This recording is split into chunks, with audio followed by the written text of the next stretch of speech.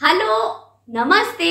मैं हूँ आपकी टीचर दोस्त कीर्ति और आज हम सीखने वाले हैं एक और नया वर्ण। और आज का वर्ण है ई।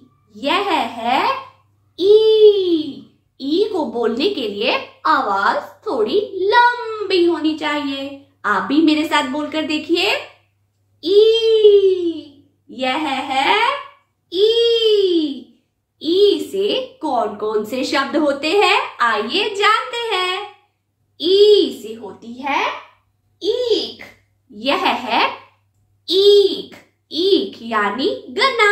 मुझे गन्ने का जूस बहुत पसंद है। यह है ई से ईख। और ई से होता है ईदगाह। ईदगाह में ईद के दिन नमाज पढ़ते हैं। यह है ई से ईदगाह। और ई से होती है ईंट। ईंट से बनता है हमारा घर, हमारा मकान। यह है ई। ई से ईंट। और ई से होता है ईश्वर। ईश्वर यानी भगवान। ई से ईश्वर। ई से होती है ईख। ई से होती है ईंट। ई से होता है ईदगाह। और ई से होता है ईश्वर।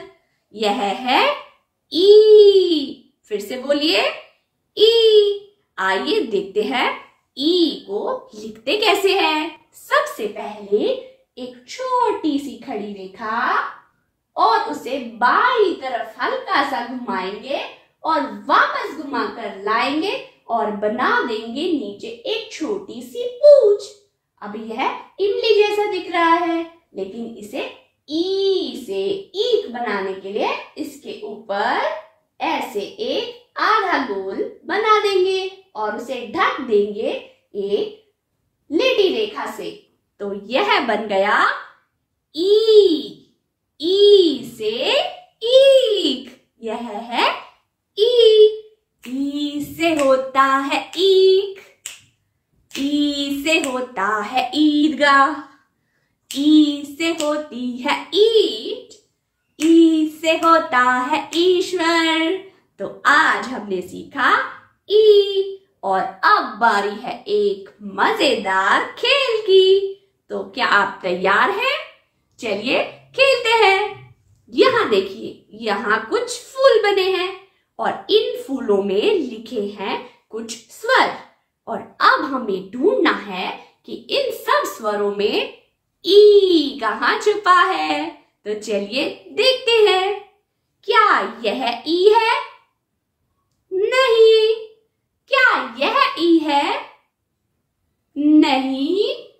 क्या यह ई है? यह तो ई इमली है। ई के ऊपर तो एक आधा गोल होता है। तो चलिए देखते हैं अगला फूल। क्या यह ई है?